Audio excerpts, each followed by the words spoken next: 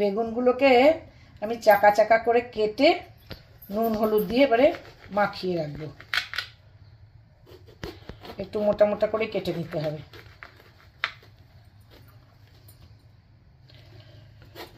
শীতকালের বেগুনের তুলনাই আলাদা।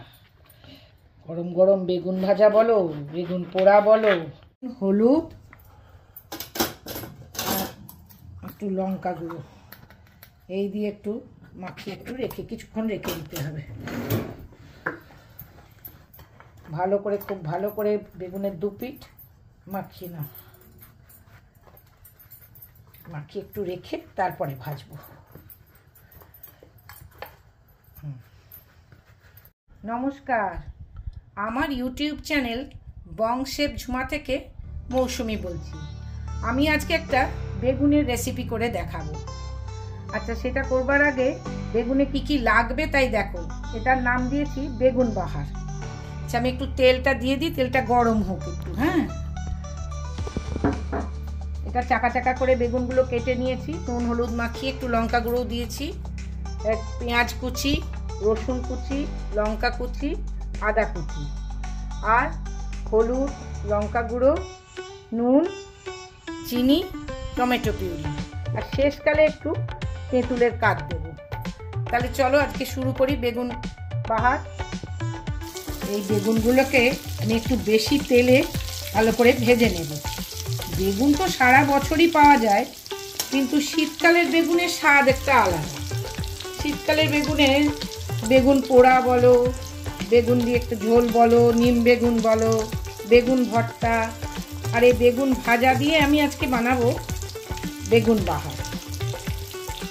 একটু বেশি তেল দিয়ে বেগুনগুলো দেখো বেশ লাল লাল করে ভাজা হয়ে গেছে। এবার এগুলো আমি আস্তে আস্তে তুলে রাখি, এবং তেলও অনেকটা, এতটা তেল আমার লাগবে না, তেলটা আমি একটু কমিয়ে নেব।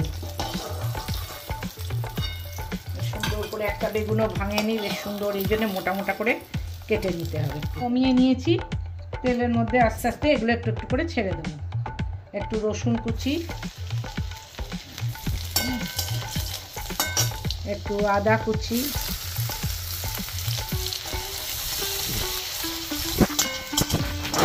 পেঁয়াজ কুচিগুলো ছেড়ে খুব ভালো করে ভেজে নিতে হবে।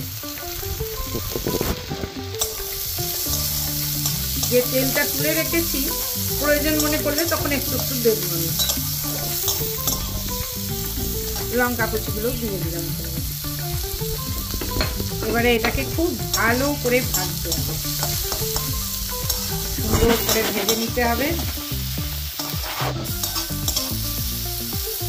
শীতকালের বেগুনের স্বাদই আলাদা, শুধু ভাজা দিয়েই চলে যাবে। আর আমি যে রান্নাটা করছি সেটা রুটি, পরোটা, লুচির সাথে ভালোই যাবে, গরম গরম খুব ভালো লাগবে। দেখো এগুলো ভাজা হয়ে গেছে, বেশ সুন্দর একটা গন্ধ বেরোচ্ছে। হ্যাঁ, আঁচটা কমিয়ে এবারে এতে একটু টমেটো পিউরি দেবো। আমি একটা গোটা টমেটো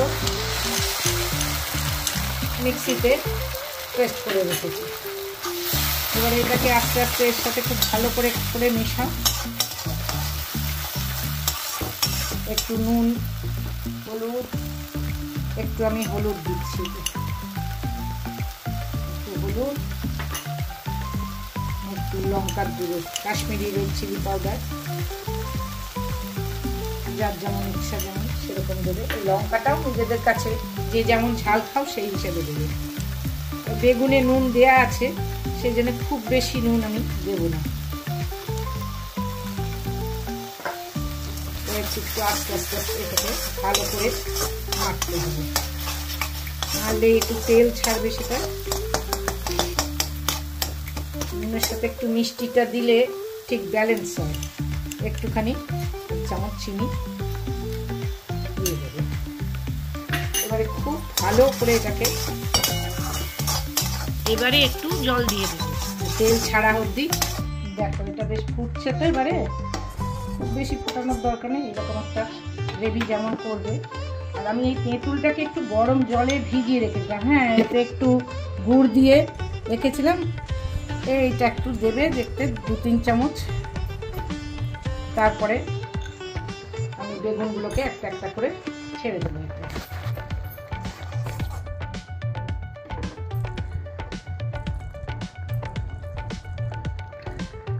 এখন এইভাবে আস্তে আস্তে বেগুনগুলোকে ছেড়ে দেবে।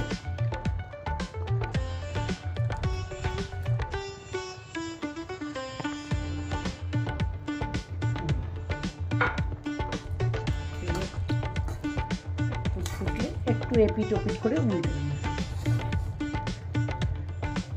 গ্রেভিটা নিজেদের সুবিধার মতন রাখবে।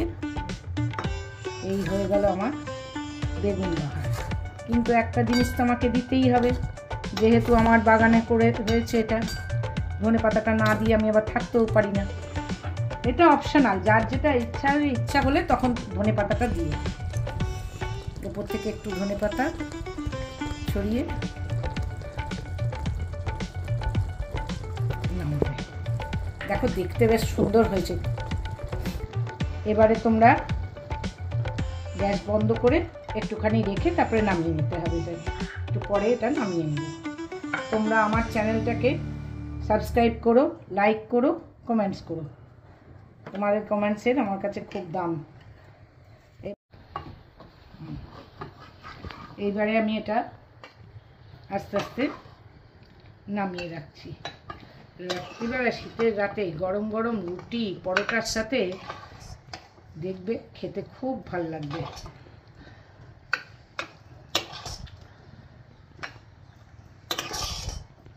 গ্রেভিটা যার যেমন ইচ্ছা একটু কমও করতে পারো, আর একটু শুকিয়েও নিতে পারো। মনে হয় আমার এটা টেনেই যাবে। এই হলো আমার বেগুন বাহার।